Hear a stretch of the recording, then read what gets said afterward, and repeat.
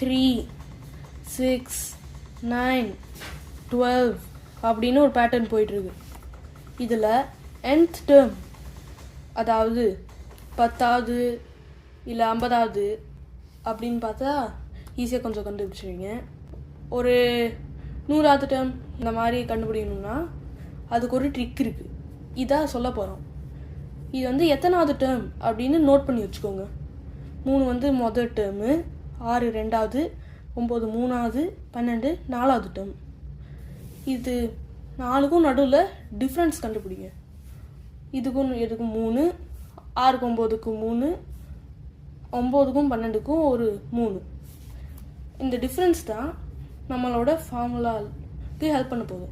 அதாவது 3n. இந்த difference தான் நம்மளோட கான்ஸ்டன்ட்.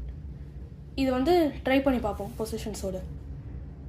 3 times 1 3, 3 times 2 6, 3 times 3 9 அப்படின்னா ஒர்க் அவுட் ஆகுது.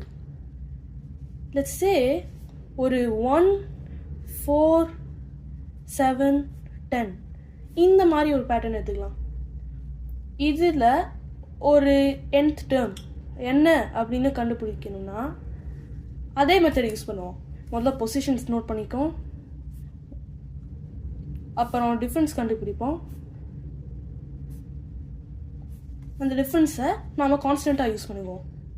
3n ஒர்க் அவுட் ஆகலான்னு ட்ரை பண்ணி பார்ப்போம்.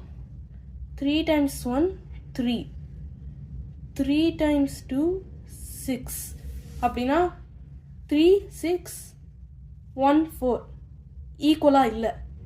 ஸோ இதுக்கு இன்னொரு பார்ட் இருக்குது. இதுக்கு முந்தின டேர்ம், அதாவது 1க்கு முன்னாடி இன்னொரு டேர்ம் இருக்கும். இந்த பக்கம் 3 கூட்டிகிட்டு போகிறீங்கன்னா இந்த பக்கம் 3 கழிக்கணும். ஸோ 1 minus 3 minus 2, இந்த -2 தான் நம்மளோட ஃபார்முலாவில் இன்னொரு பார்ட். ஸோ நம்ம ஃபார்முலா இஸ் 3n minus 2. இப்போ இது ஒர்க் அவுட் ஆகுதான்னு பார்ப்போம். 3 times 1 minus 2 1, 3 2 minus 2 equals 4, 3 times 3 minus 2 equals 7, 3 times 4 minus 2 10. அப்போ கரெக்டாக ஒர்க் அவுட் ஆகுது. முதல்ல 3n கண்டுபிடிச்சோம் இது ரெண்டுக்கும். ஆனால் இதுக்கு வேலை செய்யுது, இதுக்கு வேலை செய்யலை. ஏன்? கமெண்ட்ஸில் சொல்லுங்கள் பார்ப்போம்.